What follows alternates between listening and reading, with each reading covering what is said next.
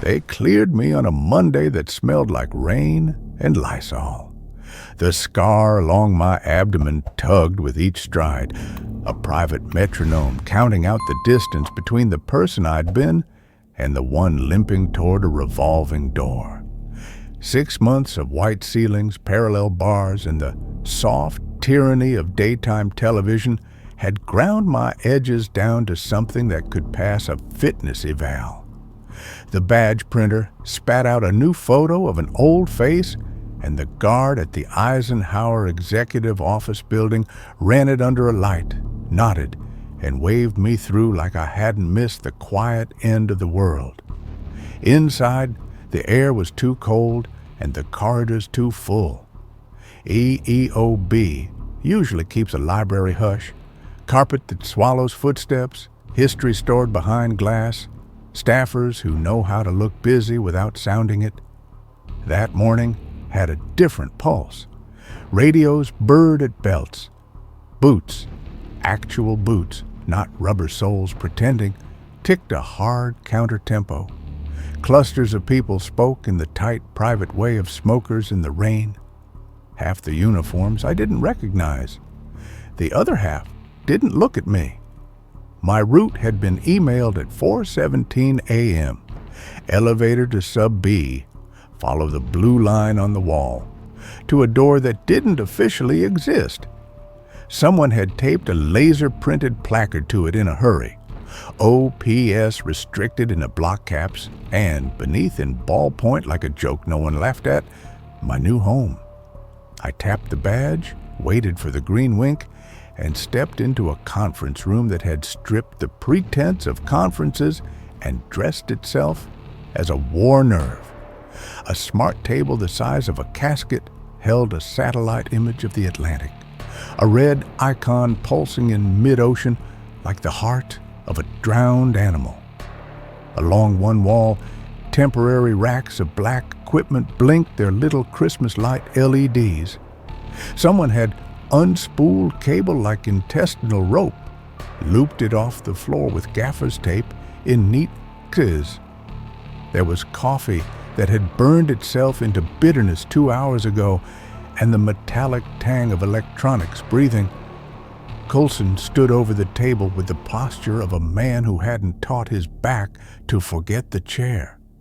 Deputy Director, my chain of command, when the chain remembered I was on it. He had that grayish color men get when they sleep under fluorescent light and ration their blinks. "Failed," he said, eyes on the red pulse. "Cleared for duty? The doctors say I won't fall over unless the floor moves." "Good enough." He finally glanced up.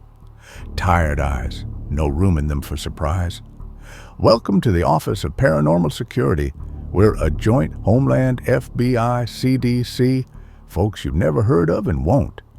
You're our special liaison. Linguistics, fringe profiling. I need to know how they think they," I said, to hear the pronoun in the room. He keyed a command. The ocean zoomed. The red blink fattened. "You'll get the slide deck later," he said, which meant I'd already missed 3. But for now, meet your team. They were staged near the monitors like specimens in separate jars. The first was a kid trying to wear the idea of a suit. 28 on a generous day, tie cinched 1 notch too tight. The nervous bounce of a rookie who'd learned to stand still but not to stay there. He stuck out a hand and committed to the shake like it was an oath. "Agent Hobbs, sir, Peter Hobbs, it's an honor. I read your work on mimetic triggers. The cult case is Marcus," I said, "and drop the sir unless you're delivering a flag."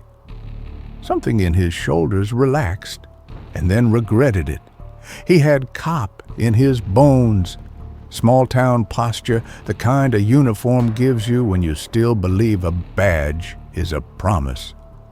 The second man didn't move except to track me with a look. Mid-40s, oiled hinge of a jaw, close-cropped hair that said practical more than regulation. His suit was pressed the way soldiers make beds. The limp, was a shadow he'd taught to keep up. "Rayner," he said, "White House Protective Detail. I've got physical security for this circus. In the field, you and your partner answer to me. If that's a problem, you take it to Coulson." "No problem," I said. "Good." He didn't smile. "First rule, nothing about them is normal. They look like us. They talk like us. They are a risk of unknown magnitude. Your job is to talk. My job is to keep anyone from getting close enough to bleed. Our jobs will conflict. Try not to make that worse." He gave the table a look like a challenge and walked away with his limp edited down to punctuation.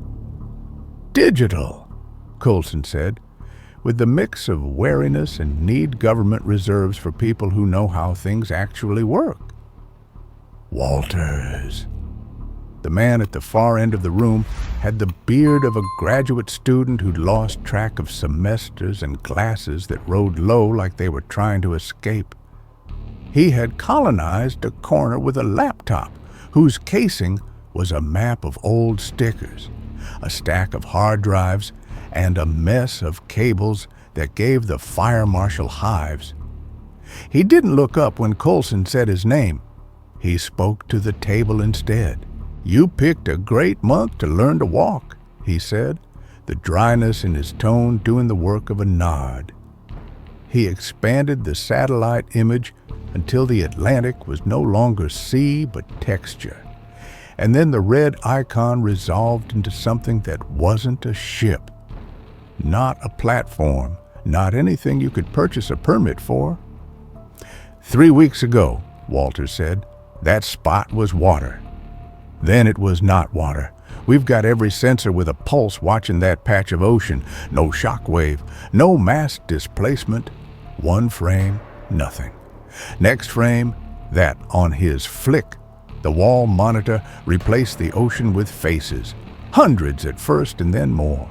Grayscale portraits that smelled like basements. Color driver's license rectangles. Yearbook smiles with hair we don't wear anymore.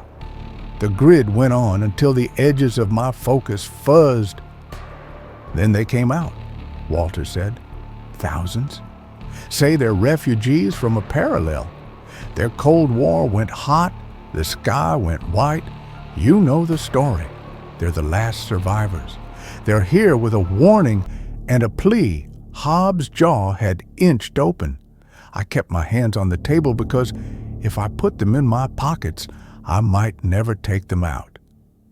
"Here's the part that's making the Hill schedule emergency prayer breakfasts," Walters continued. "Every one of those faces is a perfect physical and genetic match to someone who died here. Prints, DNA, dental, retinal. Your grandmother who passed in '58. A pilot we lost over Laos. Unsolved victims and people no one ever wrote about. They're all on the boat." He tapped again, and the faces shrank until they were a flock of pixels. A waveform replaced them, low and flat with teeth like a cautious animal. "Side phenomenon," he said. "We can't capture it. Anecdotes only.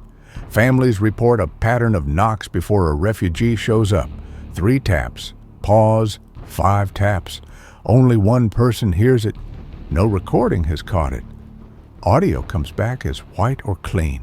Grief does that," I said almost to myself. The scar tugged.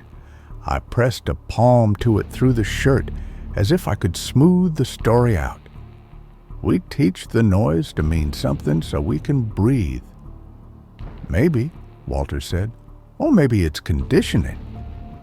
We don't know. Coulson cut the feed and the Atlantic went black. He laid the rules out like a meal nobody wanted. We would monitor, analyze, report. We would not get close.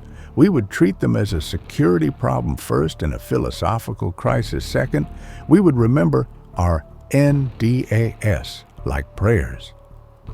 By 3, I had an inbox full of sanitized transcripts and a key to a room that had been a closet last week. By 7, the fluorescent hum had tunneled behind my eyes. By 9, I was watching my own reflection ghost in a dark window, a stack of interviews refusing to become a profile of a species. Silver Spring had been a compromise when I signed the lease, and a mistake by the time I remembered the landlord's name. I drove there on autopilot. The parking lot's sodium lamps made the cars look jaundiced. I triple-checked locks because I always triple-check locks. It had never stopped anything that wanted to happen, but it had given me the illusion of partnership. I poured a drink I didn't want and held it until the ice made a sound like a tooth cracking. The apartment did its impersonation of home. Couch that meant well. Books I hadn't opened. A plant struggling to forgive me. I stood in the dark and listened for whatever the day might have left out. The knock arrived as if I'd been practicing for it my whole life. 3 measured taps on glass, not wood. The window in the bedroom. 2nd story, no fire escape. I didn't move.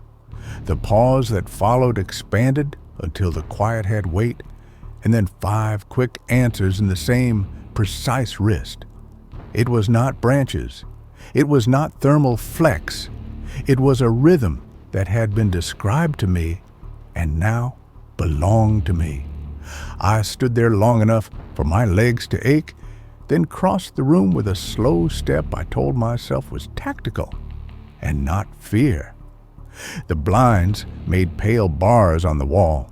I raised 2 fingers and separated one slat inch by inch to make a slit just large enough to see my own eye reflected back at me. There was nothing on the small square of sidewalk below the window, nothing but the sallow light and the shadow of the maple. My pulse did a stupid thing. I let the slat fall back into place, went to the kitchen, poured the drink into the sink it had been cooling, and sat on the edge of the bed until the frame complained. Eventually, I lay down and listened to the apartment's night noises do their rounds. I slept like a man who had fenced his yard and knew what fences were worth. In the morning, I wrote auditory anomaly, likely psychosomatic, into a report template that had a box for everything except honesty. Lying to the government is a felony. Lying to yourself is habit. The latter keeps you employable. Work, when it doesn't want to be done, is a kind of fog. For 2 days, I moved through it like a lamp in a storm. Hobbs ran on dutiful fuel, overprepared and underrested. He kept stopping at doorways like he'd forgotten how rooms worked, then remembering and apologizing to the air. Rayner prowled, imprinting his rules on the furniture by proximity. Walters expanded his nest and his vocabulary of insults for code that wouldn't confess. The invite for first contact arrived as a calendar item with no RSVP button. Mandatory presence, timed like a threat. The location wasn't the EEOB. They were bringing the delegation across the lawn to a secure conference facility in the White House complex, a room whose blueprints had never been happy to be seen. I found Hobbs outside the door, ironing his tie with his palm. His face had the paper-white calm of the newly religious. "Ready?" he said. "No," I said. Rayner drifted into place beside us, eyes doing that precise, impersonal scan that makes you want to wash your conscience. "Level 1 security event," he said. "They've been screened for everything we can name and some we can't. You do not engage unless asked. You do not offer water or hands. You are here to observe. If anything moves that shouldn't, my men will redecorate this room with the concept of consequences. Understood?" We understood a lot of things, and none of them helped. Inside, the air was theater sterile, white walls, black table that had been buffed to a reflective absence, lighting pitched to interrogation. They could have done a root canal in there without squinting. No windows, cameras where you couldn't see them, and microphones where you could pretend they weren't. Our side took their chairs like chess pieces being placed by a careful hand. National Security Advisor, a legal mind who wore glasses like a shield, a Pentagon man who had forgotten how to be anything but polite, a CDC liaison who kept folding her hands and unfolding them. I took the back wall with Hobbs, my shoulder to the paint like I could borrow strength from architecture. The door opened on time. Rayner's men held their bodies in that stillness that makes bullets theoretical. The delegation entered in a line that never quite broke rank. 5 figures, ordinary clothes with the dust of another decade on them. Their steps had the soft, embalmed hush of museum visitors. The older woman at the front had kind eyes arranged in a face that did not need kindness. The boy behind her had the nervous shoulders of someone who had always sat near the back in classrooms. A middle-aged man carried a laborer's slope, the physics of a lifetime of lifting what other people needed. They took their seats and their quiet with them. They were not empty. They were full of something that refused to spill. The last man through the door was a door that swung open into a house I did not live in anymore. He was 41 because that's when he had stopped. Hair like he never quite decided to get it cut. Jaw set in the easy, neutral way of people who know they are liked. The white crescent scar on his chin from the morning he'd tried to shave in a hurry and taught me a new 4-letter word. He scanned the table, taking the measure of power, and then looked to the back wall to take the measure of me. Recognition is a word we use to describe a process. What I felt was less process than impact. For a breath, the room lost its edges, and I was a boy standing on a chair to steal the sweet smell of sawdust from a man who thought the garage was a church. My face did something I hope no one filmed. His did too. A fault line passed under his eyes, a break, a grief older than my grief. And then the surface closed with diplomatic grace. He took his seat. He folded his hands. He looked at the National Security Advisor as if he'd always been scheduled to meet. Someone said his name for the tape. Daniel Feld. He did not look at the camera.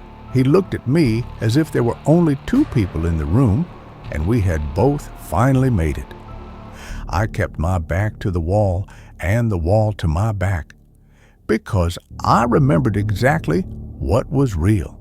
A closed casket, a priest who said the right things, a boy who had not believed a world with missing fathers could continue to rotate. I remembered the smell of cheap aftershave and heat. I remembered October 12th, 1993. I remembered that grief is a language that doesn't translate well on microphones.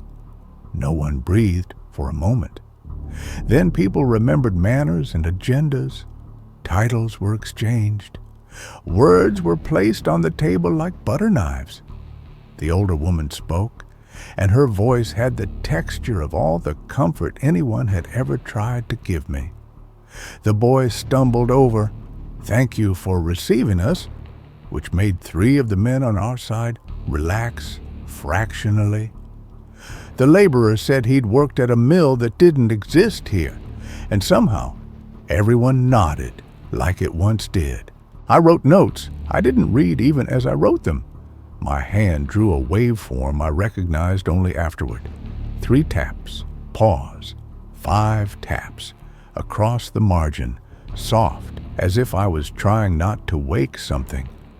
Across the glassy black between us, the man with my father's face folded his fingers the way my father had during church, and in that small, precise motion, I understood the cruelty of what we were being asked to survive. To be told the worst thing that had ever happened to you could be undone, and to choose to keep it done. The first meeting ended because meetings must. Protocol shuffled everyone out again. Chairs sighed relief.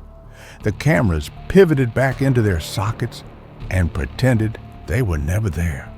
Hobbs moved like a man walking underwater. Rayner made 3 phone calls in a row in which he said no in 3 different legally defensible ways. The CDC liaison exhaled until her hand stopped shaking. I stayed until the room smelled only like lights and furniture polish and wiped down fear. Someone had switched the table off. The glossy surface reflected the ceiling's white bones. In it, I saw a face I recognized and did not want to. Back in Sub B, Walters had added 2 more monitors to his nest and 3 more cups to his collection. He looked up as I passed, read something in the angle of my shoulders, and didn't say the wrong joke. "Tomorrow," he said, "which is what you say when you're out of air." "Tomorrow," I agreed, and let the elevator lower me into the night like freight. Outside, the sky had the brittle, bright look of a city with its stars switched off. I drove home on streets that moved like film in a projector, frames clicking by at the rate of a heartbeat. My apartment let me in. The locks performed. The plant had drooped another inch. I sat in the dark with the window, a rectangle cut out of black. No knocks came. There didn't need to be any. The rhythm had moved in. I lay down, the scar pulling as if to remind me it existed, and therefore so did I. Breathing like instructions, in, hold, out.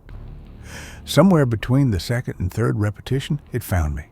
That frequency you can't hear until you've listened to enough silence. The one that lives under the thrum of buildings and the hum of blood. Return frequency. The body's way of orienting to what it once knew and will never know again.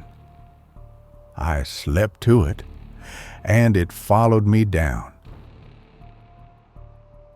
Mandatory leave came as a PDF with my name bolded and the word decompression, as if someone had located a valve on my skull and meant to turn it gently. Rayner walked me to the garage like a parole officer who didn't trust the paperwork. He didn't touch me. He didn't have to. Protocol hung off him like scent. "Stay home," he said. "Wait for the call." The apartment obliged. I sat in the dark, let the television speak softly to itself without me, and poured a drink that warmed my hand and nothing else. I told myself that staying still was obedience and not fear.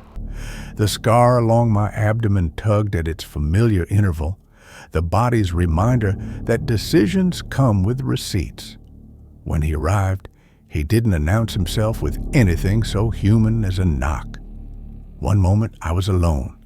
The next, air shifted the way rooms do, when a second body claims oxygen. The door was triple bolted, the chain set, the window latched. My precautions had the dignity of ritual and the utility of an umbrella in a hurricane. "Marcus," he said, and the sound was a precise replica of Sunday mornings and the garage radio and bedtime when I was small enough to be carried. "You look tired." "The locks were for me," I said without turning, "to remind me what's on which side." He left the distance between us intact, the better to be non-threatening. Concern wore him like it had been tailored. Everything about him was calibrated. The tilt of the head, the softening at the eyes, the weight shift that announced listening without promising agreement. "You're in pain," he said. "I can quiet it." "What's the word?" I asked, because a part of me, the cheap, desperate part that hunts for a switch, wanted to believe it had a name. He didn't give me a word. He gave me a vibration. It started like a hum from the bones, a pressure against the base of the skull, and then it flowered in the mind with the efficiency of a sedative designed by someone who had mapped me. The anger, the grief, the prickly hum of hypervigilance, each folded quietly like towels in a careful hand. Within seconds, the edges of the world lost their serration. The furniture arranged itself into a set that meant comfort, not proof of absence. Time went soft and wide. "Sleep," Daniel said, because that was the name he wore in the room, and I did.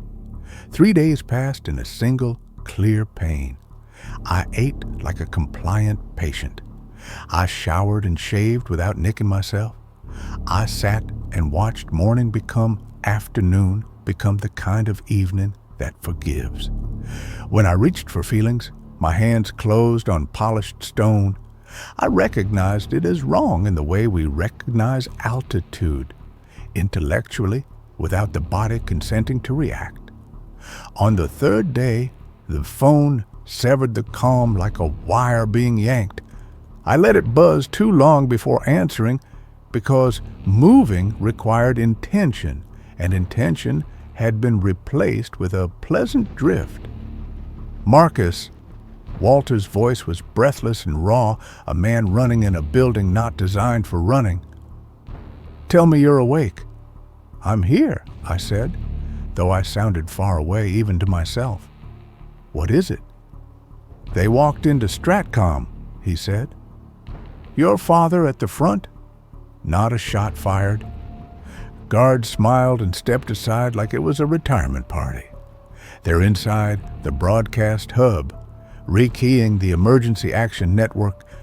I stood before I decided to, and the room tilted like it didn't approve.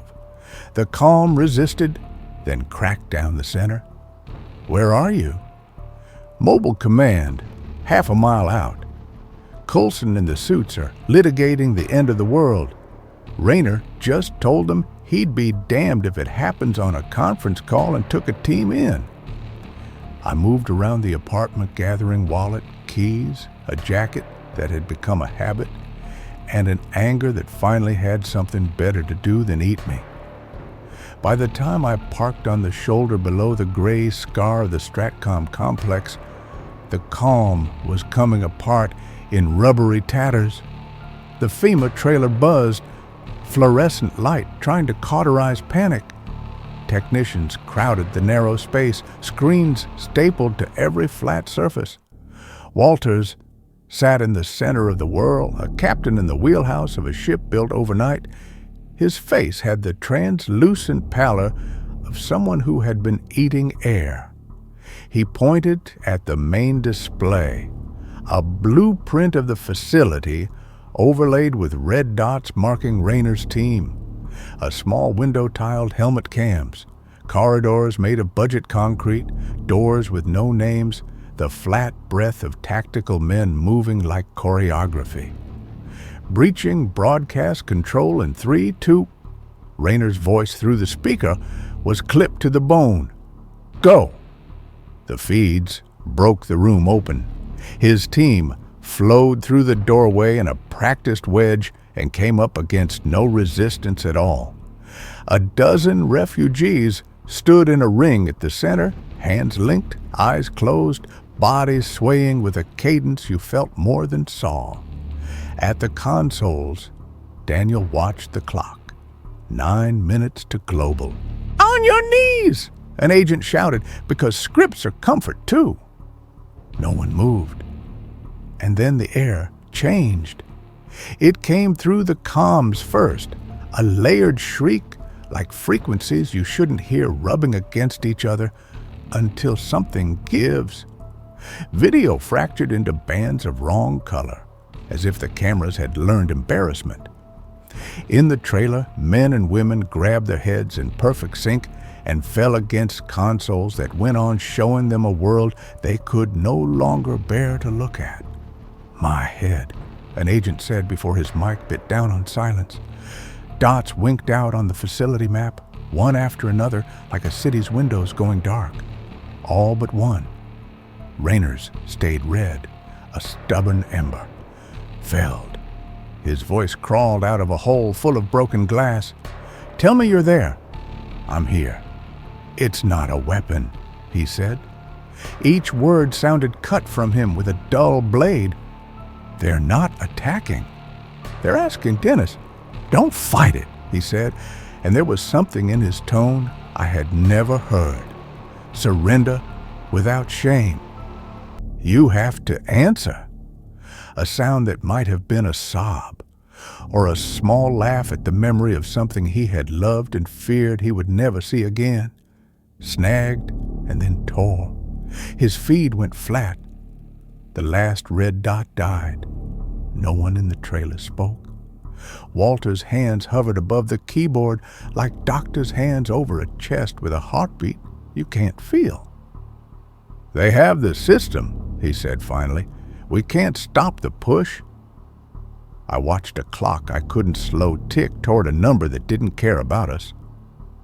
I heard Rayner's last words move through the room like an instruction no one knew how to carry out. You have to answer. Get me into the signal, I said. Walters looked at me as if I'd asked him to open a door to the bottom of the ocean.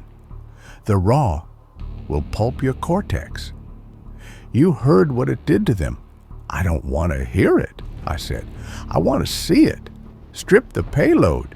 Show me the carrier. He rubbed his face once hard enough to leave his skin red. Then he turned back to the console, hands finding their work the way hands do when the brain is busy being afraid. He routed the feed through a gauntlet of virtual machines and black box filters he'd written during nights he didn't talk about. The trailer speakers screeched, then fell to a static hiss as the psychoactive layers bled into a sandboxed server that started to whine audibly, a hard drive dying for patriotism. On the main monitor, the chaos resolved into something that looked like water running backward. Code cascaded in columns. A spectrogram bloomed and folded, and aurora bent into grammar. Architecture only, Walter said, voice gone gentle in the presence of something intricate. No content, no harmonics below 30 hertz, no inaudibles. God help us if this leaks translation layer, I asked. He had one. Of course he had one. A week earlier, he'd tried to teach a model how to map refugee speech against human syntax and gotten results that looked like grid paper a child had scribbled hearts on. He dusted it off, tied it to new hooks, and let it gnaw. What it spat out first was what all machines regurgitate when you ask them about grief, math, pretending to be feeling. Finality, negation, continuance, possible. A string of logic gates arranged into a plea-sized shape. Not good enough, I said. Reframe. Stop treating it as language. Treat it as effect. He blinked at me. Then his fingers began to type the way ideas become commands when you stop being afraid of being wrong. He fed the architecture into a psychological filter that valued ambiguity and contradiction, human stuff, over elegant proofs. The columns reflowed. The spectrogram shifted, bands of intensity narrowing to a question shape. The sentence arrived on the screen like a door swinging on a known hinge. Does it have to be over? It filled the trailer in a way sound couldn't. Not accusation, not threat, petition. It sought the thing inside each of us that still knelt beside a hospital bed or stood at a graveside under weather that refused to match. It asked that thing to vote. Minutes collapsed 2 seconds. Walters swallowed. Okay, he said hoarsely. We know what they're sending. What the hell do we send back? We don't. I couldn't look away from the 8 words on the screen. They built a world on a premise. You don't change a premise by arguing with it. You contradict it. How? He asked, which was the honest question and the only one that mattered. With the only thing they can't model, I said, and felt the certainty seed itself in the space where the calm had been. Closure. I left before he could tell me all the ways that wasn't a plan. Outside, the Nebraska sky had the bleached look of a photograph left in a window. The half-mile to the facility was a corridor made of fences and truck hoods and men who had failed to remain conscious. As I walked, pressure rose the way it had in the trailer when the speakers began to protest, a comforting ache behind the eyes, warmth that sat on memory like a hand on a child's head. They leaked so peace, not the living kind earned by work and time, but the narcotic sort that arrives as an answer to a question you didn't mean to ask. It flashed unfamiliar summers behind my eyes, the weight of a fishing pole in a hand too small, the smell of a kitchen that didn't belong to my mother, a stranger's laughter wearing the shape of relief. Their grief had gone to seed and was drifting through the world looking for soil. At the door, I braced for guns. There were none. Steel propped open like a welcome. Inside, Rayner's men lay where they'd sat down. Faces had shed their hardness and remembered how to be soft. One snored lightly. Another smiled a private smile as if some old argument had finally laid down. The broadcast control room sat at the end of a hallway that could have been any hallway in any government building except for the taste of current in the breath. I put my hand on the door and felt the hum crawl up my arm. I went in. They were arranged in a circle around the master console, hands linked, humming one harmonic and its overtones until the floor itself seemed to hold the note. Their clothes were the neutral wardrobe of reused photographs. Their faces were a map of my country's various pasts. In the center, Daniel watched the countdown. It hit 10 as he turned, and his smile, my father's smile, the one that said, "You're here, you're safe," found me. "I knew you'd come," he said, with the relief of a man who has just been believed. My head felt pried open. The urge to step into the ring and borrow the quiet pressed at my knees. He extended his hand, palm up, father to son, and the chorus swelled until the ceiling vibrated. "It can be a better world," he said, "one without endings." The want inside me leaned forward. I remembered the word he had laid in my skull and the 3 days I had lost without missing them. I remembered Hobbs's white smile over cafeteria food and the sound Rayner made when a man who believed in locks found a door he couldn't close. I remembered October 12th, 1993. I remembered a knock on glass. I didn't say no. I said true.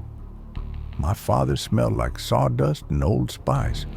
He swore softly when he thought I couldn't hear, and loudly when he forgot it mattered. He was afraid of ladders and pretended it was about knees. He loved my mother and failed at it sometimes, and they fought loud enough for the neighbors to know we were real. Daniel's expression wavered. The hum stumbled, then found its footing. He died on October 12th, 1993. I stood beside a closed casket and believed the priest when he said the word final because the world had already demonstrated it. I have missed him every day that counted. That's what makes the days count. The harmonic faltered again. The screen over Daniel's shoulder flipped through diagnostic pages no one in the room was looking at. 10 seconds became 8. "You are a beautiful lie," I said, and it hurt to say it with that face so politely asking to be believed. "You are not him. And grief is not a flaw. It's proof. It's the tax we pay for loving anything mortal." His hand stayed extended. He was close enough for me to see the precise resurrected whiteness of the shaving scar. Close enough for the thing in me that had been a boy to step forward and be forgiven for being a boy. Does it have to be over? The world-sized question moved through him and into me. I kept my hands at my sides like a man choosing poverty over counterfeit. Yes, I said. The collapse wasn't fireworks. It happened the way a note stops. Persistent, and then gone. The chord disintegrated into uncoordinated breaths. The linked hands loosened. The circle unhooked. Around the console, bodies went soft, color draining the way heat does from a house when winter finds a crack. Daniel's face flickered, a frame slipping in a projector. For a heartbeat, I saw the machine under the miracle, a network forced to accept a premise it had been built to deny. He looked at me as if he'd mislaid something essential and expected I might hand it back. The clock reached 0 and had nothing left to do. The screens steadied into silence. The hum left the room without apologizing. In the absence it made, the world felt raw and newly cut, like weather after surgery. I stood with the truth ringing in my mouth, and for the first time since the knock, the quiet belonged to me. We didn't celebrate. There wasn't a switch to flip from catastrophe to relief. We walked out of Stratcom into a Nebraska morning that had gone thin and bleached, and the world did what it always does after a storm. It checked for parts, it counted who was missing, it kept breathing. The first list was Rayner's.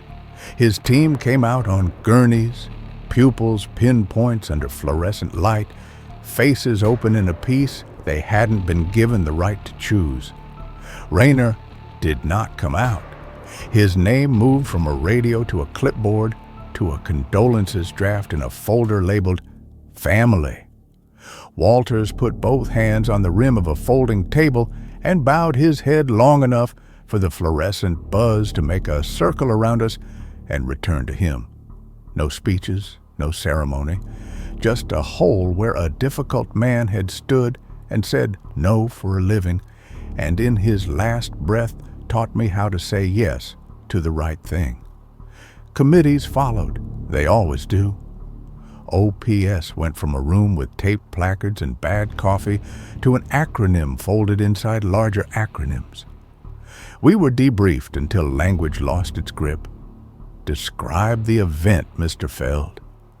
Did you knowingly expose yourself to a mimetic hazard, Mr. Feld?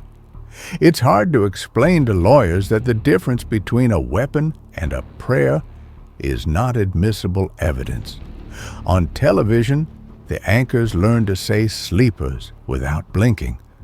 There were satellite images of gray facilities that looked like modern art galleries, glass, white hallways, climate control.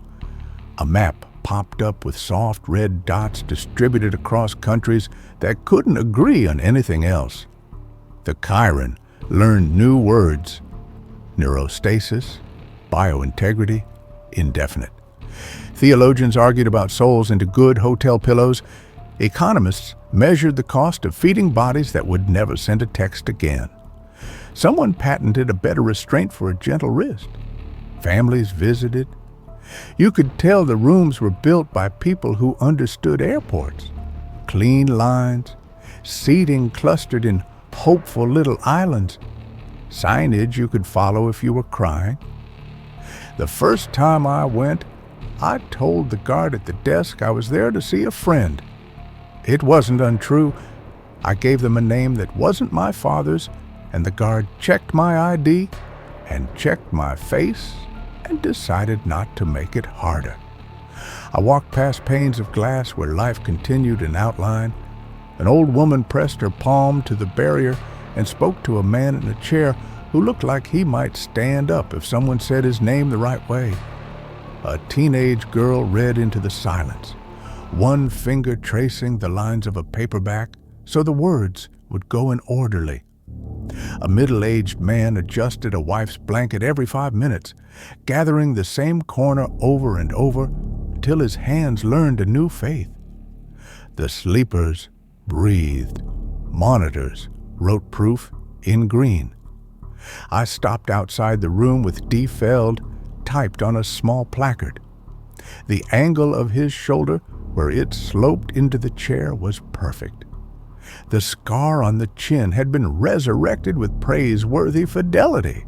I watched the rise and fall beneath the smooth hospital blanket and felt nothing but the shape of missing, familiar, honest, finally unadorned. I didn't go in. I didn't need another version of a goodbye I had already done right the first time. They told me I could stay on at OPS. They said institutional knowledge like it was a gift you wrap in HR paper. I told Coulson I was done. He nodded like a man whose days were stacked too high to hold one more thing. "Take care of yourself," he said. "That's the plan," I said, and for once it was. Walters left without leaving. His personnel file disappeared in a cascade of approvals no one could find when asked. Once a month, on the first Friday, an encrypted image blinked onto a device that wasn't registered to me. Always a horizon, a sunset over a place I couldn't name, a coastline with teeth, a flat ribbon of desert sky, a city river turned to molten metal. No text, just the color and its insistence that endings can be beautiful without saving anything. I wrote back once, "Still here." He never answered. The next month, the sunset had clouds that looked like sails, going somewhere I would never see. On Thursdays, I drive to the private care facility in Virginia that's funded by a line item with no committee and no oversight. Hobbs is in a wing with a garden. They let him sit outside because he doesn't wander. He likes the comics I bring, the cheap, sugared kind with speech bubbles that remember joy. He studies each panel like a detective, interviewing a witness. Sometimes he laughs before he turns the page, sometimes after. He calls me Marcus, as if he's been saying it every day since we met. "Look," he says, holding up a page where a caped man is failing in perfect faith. "He'll try again." He will. He does. We sit until the light shifts and the nurse brings him inside. I put the comics in a neat stack on the dresser. He thanks me like I've done something noble. On my way out, I pass the family board in the hallway where visitors leave notes for each other in careful block letters. He smiled today. She hummed the song from our wedding. "Bring slippers. Small mercies pinned where they won't blow away." I went through the boxes because the house needed space for air. I'd moved them from address to address like reliquaries, my mother's handwriting on the top with Dad's things underlined twice. I thought it would feel like building a pyre. It felt like telling the truth. Inside, his badge. The metal had gone dull, no longer trying to impress anyone. I held it and waited for the ache that had been my companion since 1993. It didn't come. Love stayed. The ache had simply run out of reasons. I cleaned the badge anyway out of respect. The cloth caught a sheen, and I saw my face warped in it, smaller than I thought and oddly calm. I wrapped it and put it back. Past belongs where you can reach it without living in it. I moved to a house an hour past the beltway where the neighbors wave, because that's what you do when there's more sky than schedule. The garden is mostly weeds that throw flowers like confetti at their own surprise. I bought a trowel because buying a trowel felt like making a promise. The locks are normal. I turn them once at night. Sometimes I forget and sleep anyway. The knock never comes. On the worst nights, when the wind remembers how to make windows speak, I stand in the dark and listen to the pause afterward. The air is just air. I go back to bed. People ask, when they think they've earned the right, if I regret it. Does it have to be over? they say, trying to be clinical and not pleading.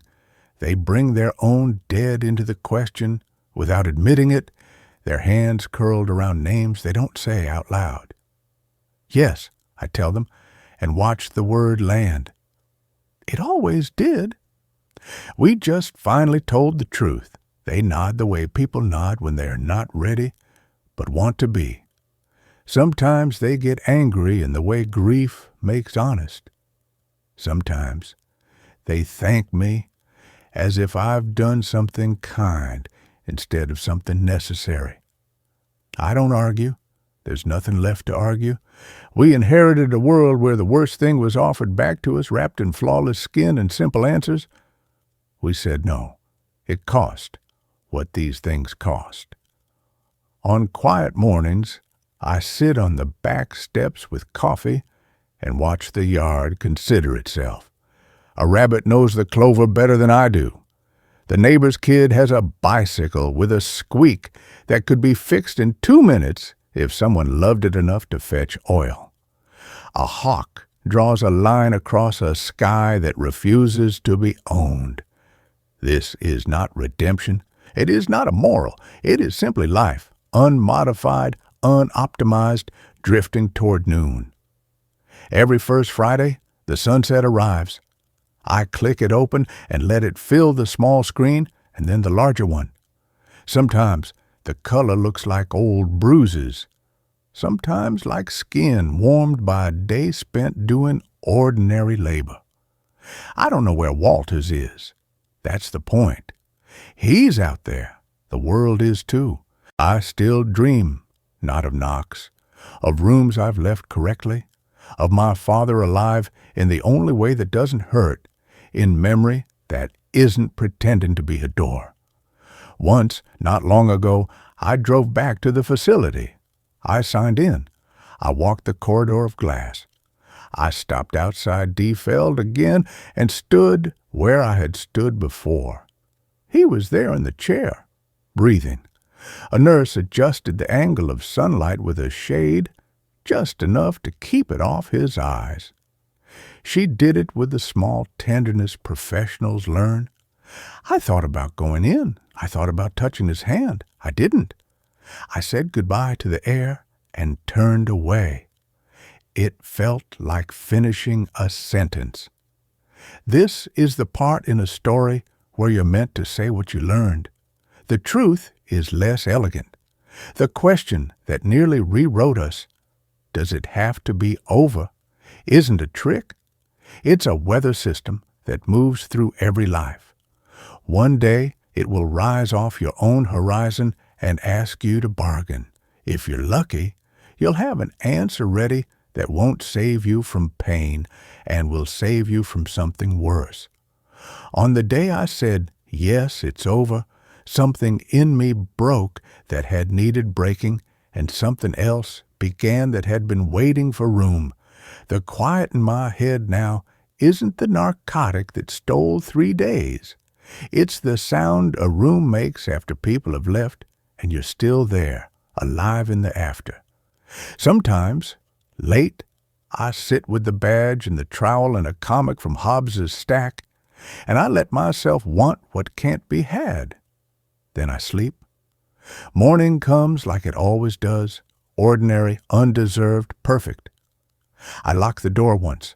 I step into the yard. I look at the sky Walters keeps mailing me, now spread out overhead in the reel. It isn't an answer. It's better. It's the beginning that follows after.